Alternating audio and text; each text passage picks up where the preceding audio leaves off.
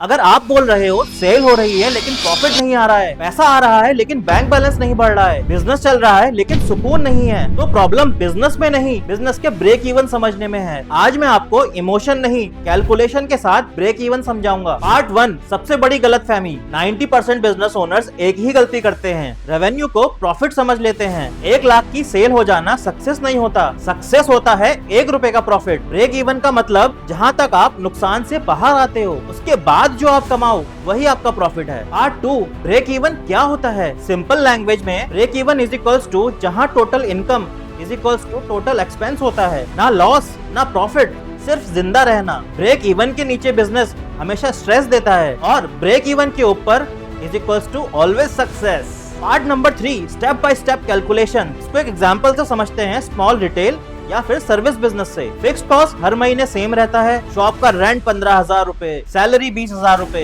Electricity 5,000 रूपए, internet और miscellaneous 5,000 रूपए, तो टोटल फिक्स कॉस्ट निकल के आ गई 45,000 रुपीज। अब वेरिएबल कॉस्ट पर प्रोडक्ट, एक प्रोडक्ट की कॉस्ट 300 रूपए, सेलिंग प्राइस 500 रूपए, तो प्रॉफिट पर प्रोडक्ट 200 रूपए। अब ब्रेक इवन फॉर्मूला क्या होगा। Break even units is equals to fixed cost divided by profit per unit. तो इस केस में होगा 45,000 डिवाइडेड बाय 200 रुपीज, तो ये निकल के आएगा 225 रुपीज यूनिट्स पर मंथ। तो उसका मतलब क्या होगा, जब आप 225 प्रोडक्ट को बेचोगे तब जाके 0 होगा, उसके बाद जब कुछ बेचोगे तो वो आपका रियल प्रॉफिट निकल के आएगा। पार्ट नंबर 4, क्यों प्रॉफिट नहीं आ रहा है। अब इसके कॉमन रीजंस क्या हो सकते हैं। फिक्स्ड कॉस्ट ज्यादा है, प्राइसिंग गलत है, लो मार्जिन का प्रोडक्ट आप बेच रहे हो, आपका सेल्स का वॉल्यूम कम है, या फिर आपके कस्टमर्स को डिस्काउंट का एडिक्शन है। डिस्काउंट से सेल हमेशा बढ़ती तो है लेकिन आपका प्रॉफिट बहुत कम हो जाता है। पार्ट 5, एक रियल केस स्टडी से समझते हैं। एक अमित नाम का लड़का था जो फास्ट फूड को बेचा करता था। अमित की मंथली सेल तो 2 लाख रुपए थी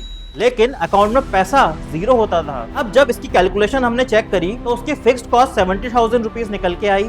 फूड कॉस्ट जो 60% थी वो 1,20,000 रुपए निकल के आई, तो टोटल कॉस्ट थी उसकी 1,90,000 रुपए निकल के आई और प्रॉफिट था सिर्फ और सिर्फ 10,000 रुपए का। ये हमारे लिए भी बहुत शॉकिंग था कि 2 लाख रुपए कमाने के बाद सिर्फ 10,000 रुपए का प्रॉफिट। अब जो सॉल्यूशन इसमें अप्लाई करे, उसके फूड के पोर्शंस को हमने कंट्रोल किया, उसके मेन्यू में थोड़ी सी इंजीनियरिंग करी और कुछ कॉम्बोस की प्राइसिंग हमने बनाई। फिर जो रिजल्ट निकल के आया, उसका फूड कॉस्ट डाउन टू 50% हो गया और कि जो मंथली प्रॉफिट था वो 30,000 तक चला गया। तो इससे ये लेसन मिला कि सेल नहीं, सिस्टम को बदलो। पार्ट 6, प्रॉफिट बढ़ाने के 6 लीवर्स। अगर ब्रेक इवन आपने जल्दी क्रॉस करना है तो फिक्स्ड कॉस्ट को कम करो, अपने मार्जिन को बढ़ाओ, अपसेलिंग एंड कॉम्बो बनाओ, अपने रिपीट कस्टमर्स को लाओ और लो प्रॉफिट प्रोडक्ट को बंद कर दो। जो प्रोडक्ट पैसा नहीं कमा रहा है वो प्रोडक्ट बिजनेस को डुबा रहा है। पार्ट नंबर 7, डेंजर जोन और सेफ जोन क्या है। डेंजर जोन, अगर आपका break even 80% of your capacity से ज्यादा है, आपको EMI का प्रेशर है और आपका कैश फ्लो टाइट है। सेफ जोन, आपका ब्रेक इवन 50 to 60% कैपेसिटी से कम है, आपके पास कैश रिजर्व में है और आपकी प्राइसिंग पावरफुल है। जिस बिजनेस का ब्रेक इवन जल्दी अचीव हो जाता है उस बिजनेस का फ्यूचर काफी स्ट्रॉन्ग होता है। दोस्तों, बिजनेस अंधेरे में नहीं चलता,